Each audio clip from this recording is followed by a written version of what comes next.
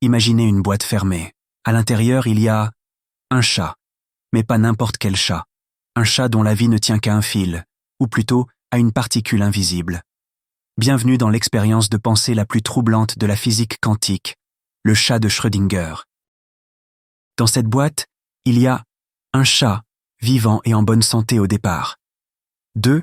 Une fiole de poison, par exemple du cyanure, ou un dispositif mortel. 3. Un mécanique quantique déclencheur composé de une source radioactive, par exemple un atome instable, avec une probabilité de 50% de se désintégrer dans un temps donné, par exemple 1 heure. Un détecteur de radiation relié à un marteau ou un système qui brise la fiole de poison si une désintégration est détectée. Si l'atome se désintègre, ce qui a 50% de chance d'arriver, le détecteur l'enregistre, casse la fiole et le chat meurt. Sinon, il reste en vie. Mais voici le problème. Tant qu'on n'ouvre pas la boîte, l'atome est dans un état bizarre. Il est à la fois désintégré et intact. Donc le chat est... Oui, vous avez bien entendu.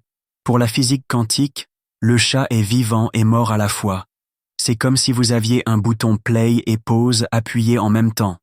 Absurde? C'est pourtant ce qui se passe dans le monde des particules.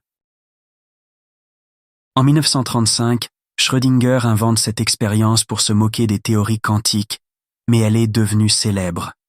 Elle montre que l'observation change tout.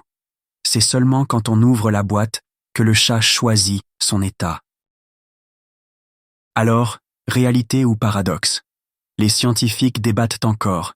Mais une chose est sûre, ce chat nous rappelle que l'univers est bien plus étrange qu'il n'y paraît.